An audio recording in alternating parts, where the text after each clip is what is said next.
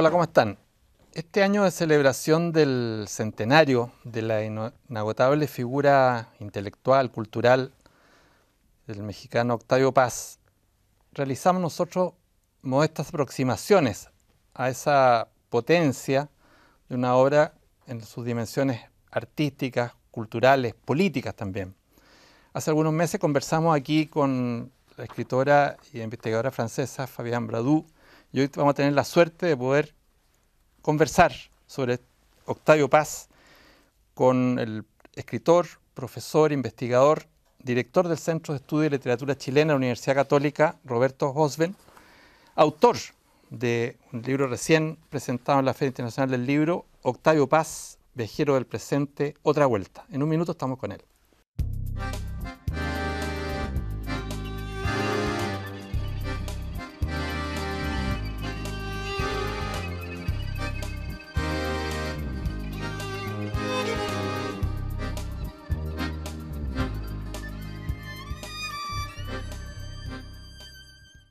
Roberto, un gusto. Muy buenas tardes, Fernando. El gusto es mío de estar aquí en Off the Record contigo y con ustedes, en realidad, los del equipo. Roberto, hace 20 años publicaste Octavio Paz, viajero del presente. Es decir, fue como una celebración de los 80 años. Ahora en el centenario aparece esta otra vuelta. Y fuera de cámara yo te decía que es notable la lectura de este libro y la revisión de lo que significó el trabajo de indagación en estos últimos años de fuentes para que esta otra vuelta terminara siendo lo que es. Este libro es como, con tu aporte, como la forma en que te metes en la obra, es como una brújula para viajar, transitar con paz. Y a propósito de viaje y del título del libro, Viajero del Presente, tú hablas de 4 viajes claves, cronológicamente el de Mérida a Yucatán, el de Valencia, el de Estados Unidos y París y el último, el viaje al Oriente. Yo quiero llevarte a un episodio del viaje a Valencia, de este viaje en 1937 al Congreso Internacional de Escritores Antifascistas, en que el joven Paz fue invitado por Neruda y Alberti. Y quiero llevarte a eso porque ahí hubo un episodio que marcó mucho la postura en relación al tema del rol de la crítica en la esfera moral y política que se va traduciendo en el tiempo en Paz.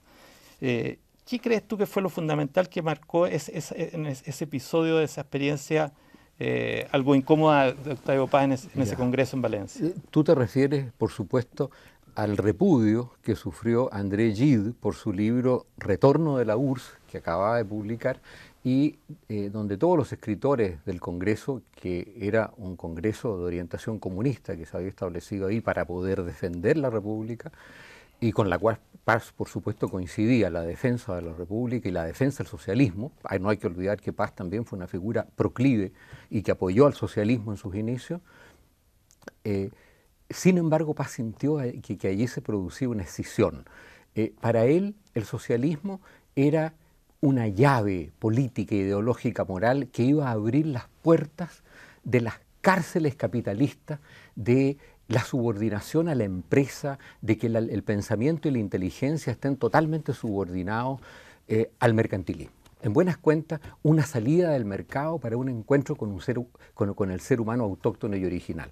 ¿Y qué es lo que ve en ese congreso? En ese congreso lo que ve son los juegos de poder orientados a desacreditar a Gide, que era un escritor absolutamente moral en el sentido de defensa de las libertades humanas, defensa de las minorías homosexuales, defensa del pensamiento, defensa de la cristiandad. Entonces, y se da cuenta de que de pronto este individuo es repudiado por grandes personajes en ese congreso. Entonces ahí a Paz se le produce realmente un conflicto que después va a evolucionar en ese conflicto y que va a hacer que él entonces asuma el criterio de Bretón, o sea, apoyar la conciencia de la libertad por sobre todas las cosas. Primero que nada, ser leal contigo mismo, ser leal con lo que tú amas, deseas y con tu libertad interna, y no subordinarte a perspectivas de partido. ¿Te fijas? Ese fue entonces el conflicto que tuvo ahí, puesto que Paz además admiraba enormemente a Neruda, ¿te fijas tú? Y Neruda, gracias a Neruda, había llegado a ese congreso. Entonces, por una parte, a nivel interno... Provocaba una disyuntiva muy compleja. Más que yo diría disyuntiva, desgarro. Ahí Paz sufrió el Bueno, primer eso lo desgarro. lleva en el tiempo a esa relación compleja con Neruda, en que lo llega a definir con la ironía propia de Paz de su más querido enemigo, digamos. Claro, claro, claro. Ahora a propósito de los viajes, me quedo con esa idea de los viajes y la importancia de los viajes de Octavio Paz, y me voy al último, a estos 6 años que tú defines como los años de las vacas gordas de su vida, de su obra literaria en Oriente, Claro, claro. que termina con la renuncia indeclinable a su cargo de embajador de México en la India, en protesta por la masacre de Tlatelolco. Eso estamos hablando hace 46 años. Hoy día, vista a los hechos que conocemos de lo que pasó en Iguala, en el estado de Guerrero y todo lo que significa esa tremenda violencia instalada en México por el narcotráfico, el propio Estado mexicano, ahí quizás quería pedirte esa reflexión porque eso está asociado, a mi juicio, en el caso de Paz, al rol que él asigna al intelectual y fundamentalmente a este concepto de la libertad como un acto que libera del destino y sus máscaras, dice. ¿Cómo uno trata de imaginarse las voces de Paz o de Monsiváis hoy día si estuvieran frente a esta coyuntura actual? Ese episodio, ¿cuánto también retrata esa postura moral y crítica de... El intelectual, o sea, Paz es... tú hablaste en un comienzo de que el libro era como una brújula, claro, porque Paz es como una especie de cartografía, Paz es como un atlas, es un atlas para nosotros los latinoamericanos y especialmente para los chilenos que no tenemos estas figuras tan completas, que por un lado son poetas, por el otro lado son sociólogos, son antropólogos, son filósofos, es decir, nosotros tuvimos eso en Bello en el siglo XIX, pero en el siglo XX no lo hemos tenido. Entonces, claro, ¿qué rol asume Paz frente a eso? El intelectual. ¿Qué es lo que es el intelectual? El intelectual es un poeta, un pensador, un escritor que interviene en la vida pública y que interviene en la vida pública desde el punto de vista de la libertad de la persona, desde el punto de vista de los derechos que nosotros tenemos a decir la verdad finalmente, a decir la verdad sin temor, porque el problema es decir la verdad bajo el temor tácito de nuestro patrimonialismo. Y esa era una gran figura, es una figura que Paz descubre, yo diría, bueno, no es Paz, es Weber quien la descubre a nivel teórico, pero Paz es el que la descubre en nuestras sociedades hispanoamericanas. Patrimonialismo es cuando, ¿no es cierto?, tú tienes estos personajes, estos enormes personajes, que confunden su patrimonio y su peculio personal con el del Estado. Es decir, se habla de las 20 familias de Santiago, de Chile, ¿no es cierto? Chile fue creado por las 20 familias, de acuerdo, eso fue en el siglo XIX. Pero hoy en día, de alguna manera, quién sabe si Chile sigue siendo recreado ya no por 20 familias, pueden ser 200 familias, que no van a ser exclusivamente de la derecha, sino que son familias también de la izquierda. Es decir, nosotros tenemos dinastías políticas hoy en día, ¿no es cierto? Y las dinastías políticas están tanto en la izquierda, yo diría, en el socialismo, en la democracia cristiana y en la derecha. Entonces, transversal. Transversal, o sea, los linajes y las dinastías, que son las que manejan a Chile, ¿no es cierto?, están en todas partes. Bueno, frente a ellos, ¿no es cierto?, el problema es que Paz nos hace ver de que de alguna manera, inconsciente o no, todos somos inquilinos aquí. Es decir, ellos son los que manejan Chile y tácitamente todos tenemos un miedo. Hay un miedo tácito, te fijas tú, invisible pero presente, ¿no es cierto?, a por dónde te va a caer la regla si tú, o el reglazo, ¿no es cierto?, si tú te extralimitas demasiado, ¿no es cierto? Entonces, el rol del intelectual es precisamente arriesgarse. Ahora, el problema está, ¿no es cierto?, que cuando tú te arriesgas puedes incluso caer en cárcel, ¿no es cierto? Entonces, es ahí donde yo le veo el gran valor de Paz y de algunos, yo diría, ¿no es cierto?, periodistas, comentadores políticos, culturales, ¿no es cierto?, como tenemos la suerte de leerlos en los reportajes, en la revista Reportajes, ¿no es cierto?, de los suplementos, reportajes del Mercurio y de la Tercera, ¿no es cierto?, los días domingos, ¿no es cierto? Ahí hay algunos nombres que yo creo que realizan ese ideal paciano de la crítica aquí y ahora a este patrimonialismo nuestro, a este miedo tácito a hablar y a decir y a llamar las cosas por su nombre, y no correr los tupidos velos de los cuales hablaba José Donoso, ¿no es cierto? Bueno, de Octavio Paz, este viajero del presente, seguimos conversando con Roberto Osben en un minuto, espérenos. 13C, con el auspicio de Pide tu crédito fin de año Banco Estado, Universidad Central, Editorial Planeta y Fondo de Cultura Económica, está presentando Off the Record.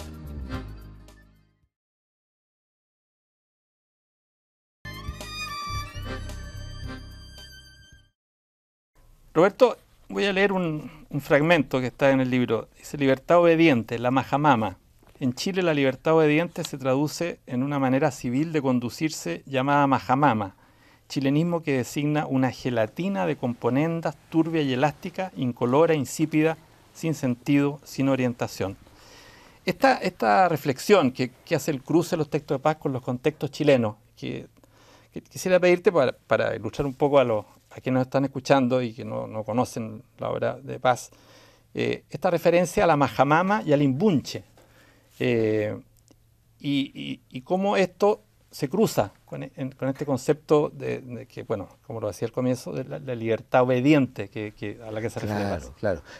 Fíjate que Paz, ¿no es cierto?, en el primer gran libro de ensayo de él, que es El laberinto de la soledad, ¿no es cierto?, ahí habla del ninguneo. Ahí dice: una característica típica de nosotros los mexicanos es que cuando algo no nos gusta, hacemos como que no existe. Y a esa persona entonces la asumimos en la indiferencia y en el vacío. Esa persona no existe. Aunque esté presente frente a nosotros, es invisible. Bueno, nosotros no practicamos el ninguneo. Aquí lo que me da la impresión, somos más duros, ¿no es cierto? En Chile practicamos el chaquetismo, ¿no es cierto? Chaquetear, bajar, cortarle las alas a todo lo que huele, ¿no es cierto? Eso es el imbunche. O sea, el imbunche es cortarle las alas a todo lo que huele. Eso es, o sea, a todo lo que sale, a todo lo que sobresale, a todo lo que se puede distinguir. La envidia, el resentimiento, eliminar eso, bajarle los aires a esa persona, o a través de una broma cruel, en fin, liquidarlo. Entonces, en ese sentido, a mí me interesó mucho, me di cuenta yo, que Paz está pensando cuáles son las cohesiones simbólicas negativas en México. Entonces yo me pregunté cuáles son las cohesiones simbólicas negativas en Chile. Y me doy cuenta que el imbunche es una de ellas, sobre el cual escribió Donoso esa gran novela del obsceno pájaro de la noche, y Jorge Edwards escribió El sueño de la historia, donde aparece el imbunche como esa tendencia de la familia chilena, ¿no es cierto? Y tú se lo vinculas con el malinchismo mexicano, ¿no? De alguna claro, manera. Fíjate que, claro, en el malinchismo, ¿no es cierto?, está en relación a la mujer, a quien se le recortan las alas es a la mujer, ¿no es cierto? ¿Cómo? Llamándola traidora, ¿no es cierto?, a la mujer traidora. Pero en el caso nuestro, de lo que se trata es que la familia, la familia resuelve sus conflictos buscando un individuo en ellos, que es el más débil y generalmente el más espiritual y sensible, para que él asuma los conflictos familiares. Y ese individuo entonces van a ser los inútiles. Los grandes inútiles de la familia chilena, Joaquín Eduardo Bello, Jorge Edwards, ¿no es cierto?, han sido algunos inútiles. Yo diría que José Donoso es otro. Y estos inútiles son los que cuentan de alguna manera la intrahistoria de la familia chilena, o sea, las creencias, las costumbres más íntimas, de las cuales en general nosotros nos hacemos los ignorantes, los ciegos, ¿no? Entonces, bueno, el asunto es de que Paz me hizo pensar en esto a mí: cuáles son nuestras cohesiones simbólicas negativas en la familia chilena, en la sociedad chilena, como una manera, y con la creencia que yo lo creo, que en la medida en que tú hables de eso, en la medida que tú saques del closet, los esqueletos del closet, ellos no van a volver en nuestros sueños y los vas a poder neutralizar, y todos avanzaremos hacia un estado de mayor libertad. Y aquí se toca de nuevo el tema de la libertad. O sea, yo creo que Paz está siempre luchando por la libertad. ¿Y cómo adquirimos libertad? Adquirimos libertad abriendo las puertas del closet, descorriendo los tupidos velos de los cuales hablaba Donoso, sobre lo que más nos duele, sobre lo que más nos inhibe, sobre lo que nosotros tenemos miedo. Entonces, en ese libro lo que yo traté de hacer fue sacar esto. Y te agradezco mucho de que en estos pocos minutos que estamos hablando tú toques justamente estos temas, ¿ah? Porque yo creo que para mí la otra vuelta que yo hice de este libro, después de reescribirlo 20 años después, fue precisamente desde Chile, y desde Chile tratar de ver Chile de esta manera, de esta manera estereoscópica como lo hace Paz. Ahora, a propósito de eso, la referencia a un concepto de la épica en Paz. Y tú hiciste una reflexión y lo vinculaste al fenómeno de Marcelo Bielsa. Sí. O sea, la épica es... ¿Qué es lo que es épica? Te fijas leyendo a Paz. Eso es lo bueno. Paz te define todo. Paz te define todo. Eso es una cosa maravillosa. Entonces, en alguna parte, por ejemplo, cuando Paz habla de épica, dice la épica. Ahora, generalmente la épica está definida desde Hegel como el retorno a las fuentes de un pueblo. El mío Cid Campeador te cuenta la historia de España, y ahí tú ves el gran caballero que fue el Cid, el gran padre y todo, lo cual es verdad. Pero hay otro aspecto que pasa subraya de la épica, y que la épica es ese movimiento que en su realización te da felicidad, y que te da felicidad en su realización porque tú estás descubriendo ahí mismo al otro de ti mismo, a ese otro del cual tú olvidaste, a ese otro que tú quisieras ser, y lo estás realizando. El Cid se realiza recorriendo España. Bueno, Paz se realiza recorriendo México y recorriendo Latinoamérica. Ahora, yo en una mutatis mutandi, en una medida mucho menor, he tratado, ¿no es cierto?, de realizarme pensando Chile desde esta perspectiva de cuál es la otredad, cuáles son las otredades nuestras en las cuales todos nos encontramos. Inevitablemente el fútbol es una. Y Bielsa fue, ¿no es cierto?, una persona, yo diría casi un personaje, ¿no es cierto?, que logró de que todos los chilenos estuviéramos detrás de la Roja absolutamente, y absolutamente porque hizo una transformación ética de lo que eran unos jugadores de fútbol adictos al alcohol, adictos a la prostitución, adictos, en fin, a todo tipo de desarreglos, y los convierte ¿en qué? Los convierte en los héroes épicos de Chile, ¿no es cierto?, que nos representan en el extranjero y a través de los cuales nosotros somos alguien y aparecemos en el mapa, no solo a través de Neruda y Gabriela Mistral, premios Nobel, sino que ahora también a través de un movimiento popular. Todos estos hombres representan el Chile popular que sale y brota, surge como un geyser. Eso lo hizo posible Bielsa. Por eso en ese momento a mí me parece Bielsa un personaje grandioso y que pasiano, diría yo. Creo que estas reflexiones de Roberto inducen a ustedes a buscar todas estas aristas del pensamiento pasiano que hacen tan atractiva esta otra vuelta de tu libro. Yo me voy a permitir la arbitrariedad de terminar esta conversación con una cita final, que está aquí en el libro, que dice: el lenguaje es social, pero los medios de comunicación no son sociales, por lo que no solo no nos dejan hablar, sino que nos quieren obligar a que escuchemos los mismos eslóganes, las mismas mentiras, las mismas necedades. Me pareció oportuno citar ese fragmento en una conversación de este tipo que te agradezco mucho y que nos deja con un tremendo apetito de seguir la conversación, porque, como te decía, esto da para tanto, y agradecido la lectura, honestamente, de esta otra vuelta con Octavio Paz. Yo te agradezco, Fernando Villagrán, y también a Rodrigo González, porque ustedes justamente son esos medios de comunicación off the record, ¿no es cierto?, que encarnan la cultura en este país. Ha sido un gusto, Roberto. A ustedes los esperamos en la próxima emisión, ojalá con un personaje que nos deje con tanto apetito seguir conversando como Roberto Osben, y dentro de un minuto encuéntrese usted con Cine Off.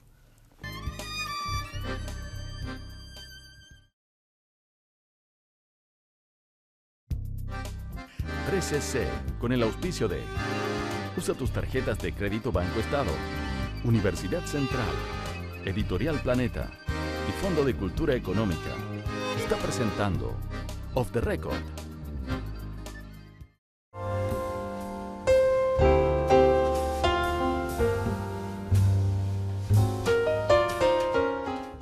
Don Patricio, es un gusto de tenerte aquí en Cine Off the Record. Mucho gusto. Oye, partamos para que el tiempo no se nos vaya. Tú estás involucrado porque eres director de la Casa de Cultura del Colegio Médico. Ustedes son parte de esta gira que hace esta tremenda orquesta de médicos de todo el mundo que nos visita. Cuenta un poquitito qué pasa con eso, qué es. Lo interesante es el contacto que se ha establecido con una orquesta que tiene más de 80 médicos, en realidad son más de 100 médicos de 52 países, que son médicos clínicos o de salud pública, distintas especialidades, pero que se han ido juntando bajo la dirección de un maestro Village, que es de Berlín. De Berlín, exactamente. Entonces, él trabaja en el hospital de Berlín, pero dirige la orquesta. Y en esta orquesta hay dos chilenos. Que residen en Europa. Que residen en Europa. Ya. Y entonces ellos le pidieron la posibilidad de que esta orquesta, que recorre el mundo, pudiera llegar a Chile.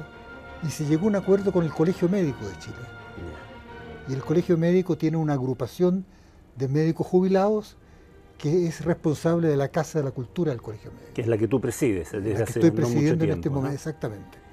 Lo importante es que todos los fondos que recopilan los médicos que están en esta Orquesta Mundial de Médicos son para actos caritativos de bienestar, en este caso para la Orquesta Sinfónica de Panguipulli, exactamente, para comprar instrumentos, y en Valparaíso va a ser para la pobreza, para el Hogar Refugio de Cristo. Perfecto. Estas funciones se van a hacer, tengo anotado, el día 22-23 de noviembre. El 22 va a ser en Valparaíso. Valparaíso, después en el Teatro Municipal de Las Condes. Va a ser en Valparaíso, en el aula magna de la Universidad de Santa María, el día sábado, y el domingo va a ser en el Teatro Municipal de Las Condes, en Santiago. Fantástico. El programa es un programa clásico, y lo interesante es que como solista en piano también es otro chileno. Un invitado chileno, si no me Exactamente, un invitado chileno que a su vez él vive en Europa, en Alemania, y ha dado conciertos en distintas partes del mundo, y tiene la posibilidad que lo invitó esta Orquesta Mundial para que estuviera con nosotros. Fantástico. Gonzalo Paredes. Entonces, el hecho que esté aquí, vamos a ver si podemos hacer un concierto extraordinario en la Municipalidad de Providencia, donde está la Fundación Cultural de Providencia. Aprovechando que tocaste el tema de Providencia, nos vamos a saltar en la pauta. Y tú estás de asesor, de Consejo Asesor de Cultura, del directorio de la corporación. Larga la cosa, sí. No sé si lo dije bien. Sí, fue una sorpresa porque... ¿Qué te llevó ahí? Porque me llegó de repente yo estaba fuera de Chile incluso, estaba en México, y me llegó una comunicación que la alcaldesa quería formar un equipo y que me estaba invitando si yo quería o no quería.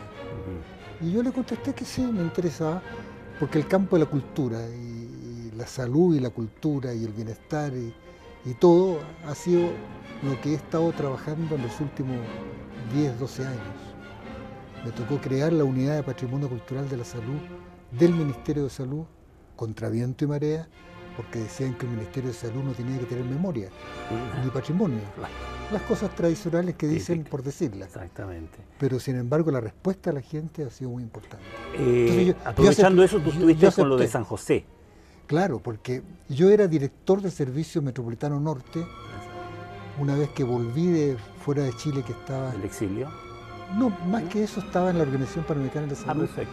Era representante en Ecuador, estuve durante 3 años y medio, estuve en Venezuela, estuve en Perú, y eso me permitió en un momento que vine a Chile, el que pudiéramos trabajar como subdirector médico primero, y al poco tiempo como director del Servicio Norte.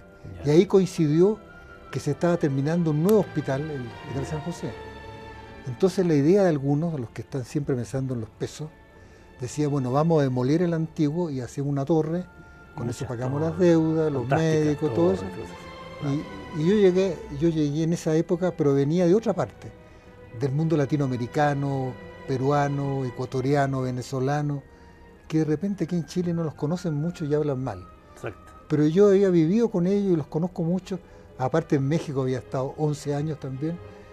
Entonces dije, bueno, aquí lo importante es que protejamos esto. Y la protección fue con una participación del jefe de servicio del Servicio de Medicina y el jefe del Servicio de Cirugía del hospital, que lograron un estudio para el Consejo de Monumentos Nacionales y se decretó a fines del 99 que sea monumento nacional, por lo tanto se resguarda. Y eso entonces hizo que no lo demolieran, que se quedó cerrado, se empezaron a robar, yo puse 2 personas ahí y empezamos a trabajar entonces el año 2001, 2002, y el Ministerio de Salud quiso crear una unidad de patrimonio cultural para rescatar la memoria histórica de la salud chilena. Y la sede fue en San José. Ya, perfecto. Antes que se nos vaya el tiempo, pero tú, bueno, a partir de eso, tu trayectoria continúa con la Casa de la Cultura del Colegio Médico, que es lo que estás haciendo ahora. ¿Cuál es la actividad que pretenden desarrollar? Tradicionalmente los médicos tienen alguna afinidad, no sé por qué, pero la tienen, con expresiones culturales. Y esto estaba como aislado hasta el momento en que esta agrupación de médicos jubilados empezó a organizarse hace 2 o 3 años para poder rescatar un espacio territorial donde se pudieran hacer actividades de talleres, de conciertos, de presentaciones, de exposiciones. ¿Y eso es abierto a todo público Es o abierto, solo a la no, familia? Abierto a de todo los público, médicos? abierto a todo público. Ya. Entonces se entregó como un acuerdo el Colegio Médico a esta agrupación que se estaba formando de médicos jubilados, la coordinación en este espacio que Está en Esmeralda, si no me equivoco. es Maquiver, esquina Esmeralda, y que según la tradición y la tradición oral, y estoy seguro que es cierto, en esta casa vivió y murió don Pedro Aguirre Cerda, que fue presidente de Chile y muy conocido en la zona norte de Santiago y en los Andes. Entonces ahora estamos haciendo una investigación precisamente para antropológica, histórica, para ver los documentos, fotografías que nos puedan certificar que efectivamente, y en el caso que logremos eso, presentarlo al Consejo de Monumentos Nacionales para que nadie lo derribe, ni lo echan abajo la inmobiliaria, ni ningún otro proyecto que se le ocurra. Entonces estoy en este momento, por haber trabajado estos 10, 12 años en el rescate de la memoria y el patrimonio, a mí me tocó que varios hospitales que los querían demoler, al final son patrimonio y no lo han podido tocar. Perfecto. Entre ellos el Hospital Salvador, toda la capilla y el fronte han querido, lo que cuesta el terreno, no han podido porque ya es monumento histórico. Así que por ahí estamos rescatando sobre todo la memoria histórica.